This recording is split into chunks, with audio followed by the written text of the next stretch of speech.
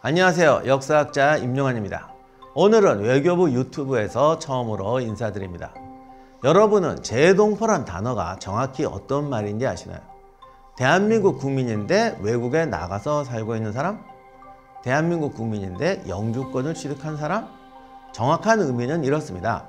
대한민국 국민으로서 외국에 장기 체류하거나 외국의 영주권을 취득한 사람, 혹은 국적에 관계없이 한민족의 혈통을 지닌 사람으로서 외국에 거주, 생활하는 사람들을 일컫는 말입니다.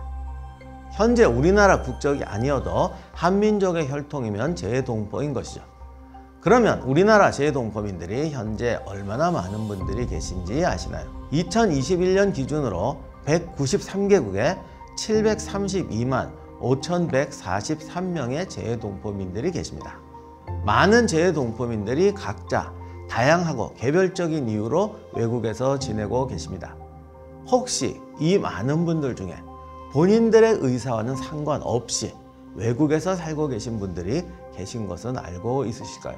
오늘은 일제강점기 시절 일제에 의해 러시아 사할린으로 가게 된 사할린 동포에 대한 이야기를 좀 자세히 들려드리고자 합니다.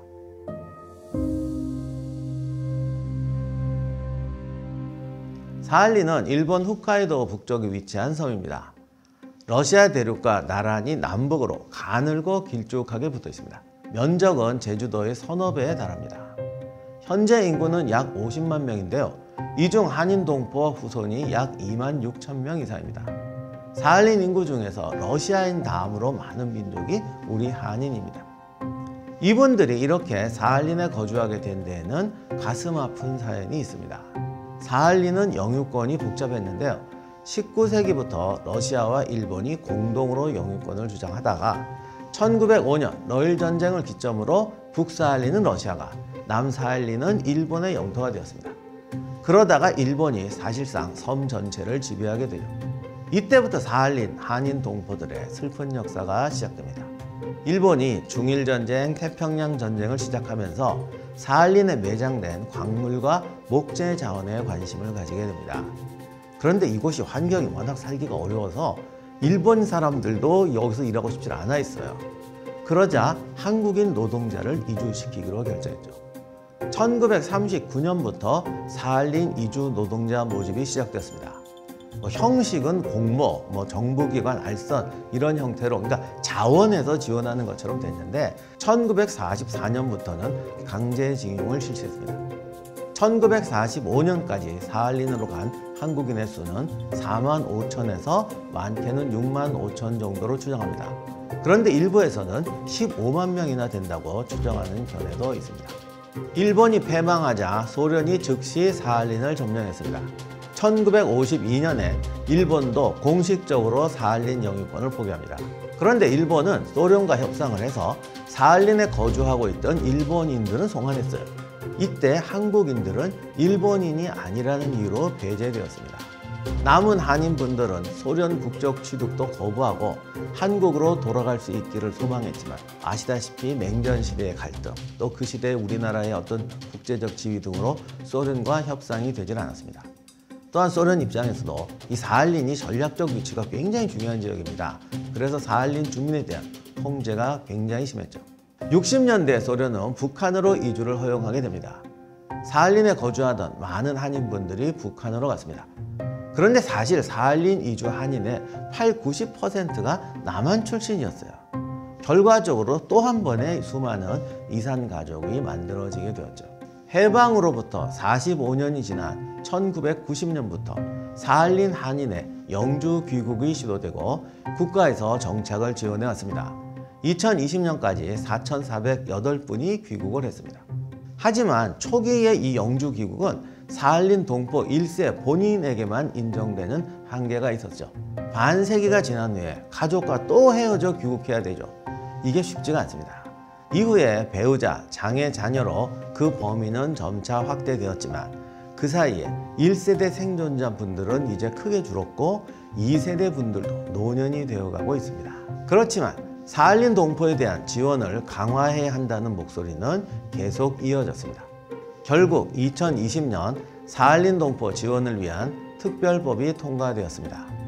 이 법은 고령인 사할린 동포 1세를 돌봐드릴 수 있도록 지원 대상에 동반 가족 1명 및 그 배우자를 포함시켰으며 초기 정착비와 특별 생계비, 임대주택을 제공하고 사할린 동포 1세 및 2세는 국적 판정을 받을 수 있도록 해서 지원을 크게 강화시켰습니다. 또한 대상 인원이 많이 확대되어서 2021년에는 총 334분이 그리운 고향 땅을 밟을 수 있게 되었습니다. 하지만 아직도 해결해야 될 과제들이 남아있고 사할린 한인분들의 눈물은 아직 완전히 마르지 않았습니다. 혹시 어떤 분들은 이런 질문을 하실지도 모르겠어요. 1세대 사할린 동포의 사회는 딱하긴 하다. 하지만 그 후손까지 우리가 지원할 의무가 있느냐라고 말이죠. 여기서 우리가 생각해 봐야 될 것이 국가의 가장 큰 의무이자 존재 이유는 자국의 영토와 국민을 보호하는 것입니다.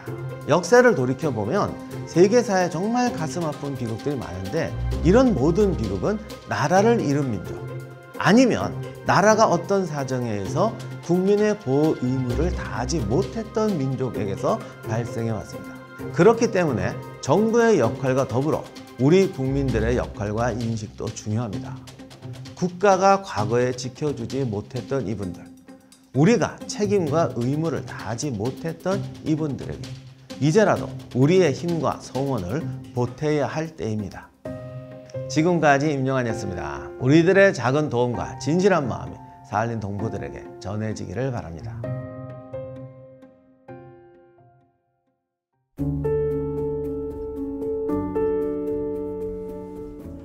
Да, спасибо президенту и правительству Кореи, которые всячески поддерживали нас, живущих за рубежом.